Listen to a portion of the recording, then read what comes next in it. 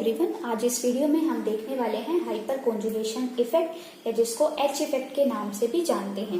देखिए, ये जो आपके इफेक्ट हैं जैसे कि इंडक्टिव इफेक्ट है, hyperconjugation effect, resonance effect, then your electromagnetic effect, तो ये सभी इफेक्ट जो हैं ये आपके जीओसी के लिए बहुत इंपॉर्टेंट है और हर साल आपको कॉम्पिटिटिव एग्जाम्स में इन पे बेस्ड कॉन्सेप्चुअल क्वेश्चन भी देखने को मिलते हैं। तो आपके लिए बहुत जरूरी है कि आप इनके बेसिक्स को क्लियर कीजिए। चलिए अब हम स्टार्ट कर लेते हैं अपना हाइपर कॉन्जुगेशन इफेक्ट। देखिए, डेफिनेशन बोलती है कि यहाँ पे जो आपका कार्बन हाइड्रोजन बॉन्ड है, जो सिग्मा बॉन्ड है, उसके इलेक्ट्रॉन जो हैं वो आपके ट्रांसफर होते हैं या तो पाई बॉन्ड के टूवर्ड्स या पॉजिटिव चार्ज के टूवर्ड्स या free electron means unpaired electron के टूवर्ड्स जो हैं आपके बॉन्ड जो आपके इलेक्ट्रॉन हैं they are transferring towards these three condition. तो फर्स्ट कंडीशन देखिए मैंने यहाँ पे ली है कि अगर आपके पास पॉजिटिव चार्ज हो तो उसके जो एडजेसेंट कार्बन पे जो आपके CH बॉन्ड हैं वहां पे आपके जो इलेक्ट्रॉन हैं वो ट्रांसफर होंगे इस पॉजिटिव चार्ज के टूवर्ड्स। तो होगा क्या कि यहाँ पे आपको राइट हैंड साइड में दिख रहा होगा कि आपको क्या हुआ कि वहां पे बॉन्ड विजिबल नहीं है। इसीलिए इस जो हाइपर कॉन्जुगेशन इफेक्ट है इसको नो बॉन्ड रेजोनेंस भी बोलते हैं, राइट, क्योंकि आपको यहाँ पे बॉन्ड नजर नहीं आ रहा, राइट। अभी देखिए आपके पास 3 यहाँ पे अल्फा हाइड्रोजन है तो आप यहाँ पे 3 हाइपर कॉन्जुगेटिव स्ट्रक्चर बना सकते हैं। ओके, जैसे कि अभी हमने इस कार्बन हाइड्रोजन बॉन्ड का दिखाया, इसी तरीके से आप इन दोनों हाइड्रोजन का भी दिखा सकते हैं, राइट। तो जितने ज्यादा आपके पास एडजेसेंट पोजीशन पे जो आपके अल्फा हाइड्रोजन होंगे उतने ही ज्यादा आप हाइपर कॉन्जुगेटिव स्ट्रक्चर्स को रिप्रेजेंट कर सकते हैं और उतनी ज्यादा उस मोलिक्यूल की, उस स्पीशी की स्टेबिलिटी भी होगी, राइट। तो please keep in your mind that number of alpha hydrogen atoms is directly proportional to the stability of that species, right. Next आपको यहाँ पे दिखाया है फ्री रेडिकल के केस में। तो यहाँ पे भी जितने भी आपके पास अल्फा हाइड्रोजन हैं वो आपके इलेक्ट्रॉन को ट्रांसफर कर सकते हैं इस फ्री रेडिकल के टूवर्ड्स। तो यहाँ पे भी आपके 3 स्ट्रक्चर बनने वाले हैं। नेक्स्ट है आपके पास एल्कीन का केस, वहां पे आपको डबल बॉन्ड दिखाई दे रहा है तो यहाँ पे भी इस तरीके से आपके इलेक्ट्रॉन का ट्रांसफर दिखाया है और यहाँ पे भी मैंने 3 ही अल्फा हाइड्रोजन लिए हैं तो तीनों का आप बारी बारी से 3 हाइपर कॉन्जुगेटिव स्ट्रक्चर बना सकते हैं। जैसे कि अभी मैंने इस हाइड्रोजन का दिखाया है, सेम आप इस हाइड्रोजन का दिखा सकते हैं, देन इसका। तो इस तरीके से ये जो 3 कंडीशंस हैं आपको समझना है कि इन 3 कंडीशंस में ही आपको एच इफेक्ट देखने को मिलेगा। पॉजिटिव चार्ज है अगर आपके एडजेसेंट कार्बन पे, नेक्स्ट अगर फ्री रेडिकल है और थर्ड या फिर आपके पास क्या है, एल्कीन है। ओके, नेक्स्ट हम देखेंगे कि जो ये हाइपर कॉन्जुगेटिव इफेक्ट है ये आपके स्पीशीज पे किस तरीके से उन्हें इफेक्ट करता है, मीन्स उनकी स्टेबिलिटी पे क्या इफेक्ट करता है, उनकी रिएक्टिविटी पे क्या इफेक्ट करता है। तो पहली जो एप्लीकेशन है वो यही है कि आपके जो कार्बोकेटायन होते हैं जहाँ पे कार्बन पे पॉजिटिव चार्ज है तो उनको ये किस तरीके से स्टेबिलिटी प्रोवाइड करता है। देखिए यहाँ पे इन सभी एंटिटीज में आपके पास कार्बन पे पॉजिटिव चार्ज है। डिफरेंस ये है कि इस स्पीशी में आपके पास 3 CH3 3 मिथाइल ग्रुप लगे हैं और टोटल आपके पास 9 अल्फा हाइड्रोजन है, 3 + 3 + 3।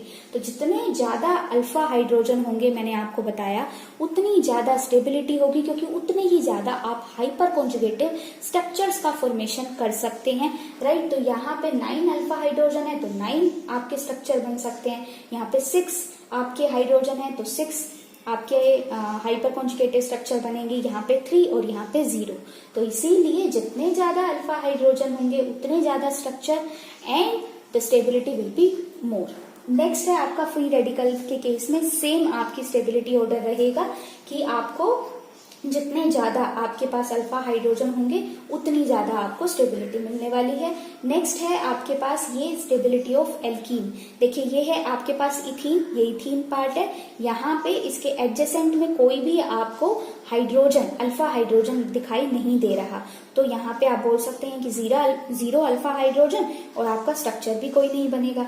नेक्स्ट है आपके पास ये एल्कीन पार्ट है और इसके एडजेसेंट कार्बन पे आपको 3 अल्फा हाइड्रोजन है तो 3 आपके हाइपर कॉन्जुगेटिव स्ट्रक्चर बनेंगे और आप बोल सकते हैं कि यहाँ पे जो आपकी ये प्रोटीन है that is more stable then ethene. क्यों? क्योंकि यहाँ पे आपके पास हाइपर कॉन्जुगेटिव इफेक्ट यहाँ पे काम आ रहा है। नेक्स्ट है कि रिएक्टिविटी ऑफ बेंजीन को किस तरीके से ये इफेक्ट करता है। देखिए, अगर आप बेंजीन पे CH3 ग्रुप लगा देते हैं तो CH3 ग्रुप आपको हाइपर कॉन्जुगेशन दिखाएगा। मीन्स ये अपने जो ये कार्बन हाइड्रोजन बॉन्ड है उसके इलेक्ट्रॉन्स को यहाँ पे रिंग के टूवर्ड्स क्या कर रहा है, आपको एक तरीके से ट्रांसफर कर रहा है। तो यहाँ पे रिंग में इलेक्ट्रॉन डेंसिटी आपकी इंक्रीज हो जा रही है आपके इस H इफेक्ट की वजह से। तो हो क्या रहा है यहाँ पे कि अब जो ये बेंजीन रिंग है, अब ये रिएक्टिव जो अपना नेचर है वो शो करेगी इलेक्ट्रोफिलिक सब्स्टिट्यूशन रिएक्शन के टूवर्ड्स। मीन्स अब ये इलेक्ट्रोफिलिक सब्स्टिट्यूशन रिएक्शन और इजीली वे में कर पाएगी, राइट, क्योंकि अब उसके पास इलेक्ट्रॉन डेंसिटी इंक्रीज हो गई है, राइट। देन है लास्ट आपका हीट ऑफ हाइड्रोजिनेशन। देखिए, समझना होगा कि हीट ऑफ हाइड्रोजिनेशन है क्या। जब आपके पास एल्कीन जो है वो हाइड्रोजन को ऐड करके आपको एल्केन देती है, उस प्रोसेस को हम बोलते हैं हाइड्रोजिनेशन। इस प्रोसेस में हीट का रिलीज होता है और इसी हीट को हम बोलते हैं हीट ऑफ हाइड्रोजिनेशन। अब आपको वो बोल रहा है कि हीट ऑफ हाइड्रोजिनेशन जो है that is inversely proportional to number of alpha hydrogen, right. तो अभी वो क्या बोल रहा है, एक तरीके से वो बोल रहा है कि जो हीट ऑफ हाइड्रोजिनेशन है वो स्टेबिलिटी के भी इनवर्सली प्रोपोर्शनल है, क्योंकि मैंने आपको स्टार्टिंग में बताया था कि जितने अल्फा हाइड्रोजन होंगे उतनी उस स्पीशी की स्टेबिलिटी होगी, राइट। तो देखिए, आपको समझना है यहाँ पे, सपोज कीजिए आप एक एल्कीन लेते हैं, आप वहां पे हाइड्रोजन को ऐड कर दे रहे हैं, तो होगा क्या कि अगर वो एल्कीन खुद से बहुत स्टेबल है तो वो हाइड्रोजन को अपने जो मॉलिक्यूल है उसमें ऐड नहीं करेगी। मीन्स हाइड्रोजिनेशन नहीं होगा तो हीट भी आपको या तो कम मिलेगी या फिर नहीं मिलेगी, राइट।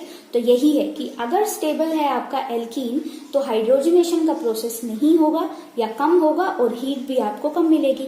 अगर वो स्टेबल नहीं है, मीन्स रिएक्टिव है हाइड्रोजिनेशन के टूवर्ड्स, तो आपको हीट भी ज्यादा मिलने वाली है, राइट। तो इस तरीके से आप इसको देख सकते हैं, इसके ऊपर बेस्ड आप क्वेश्चन भी देख सकते हैं। आई थिंक अब आपको ये कंसेप्ट समझ आया होगा। So if you like this video, please like, share and subscribe our channel, and if you want to get good books of chemistry, then you can join our Telegram channel, and for more discussion you can join our Facebook group. Both the links are given in the description box. Thanks for watching.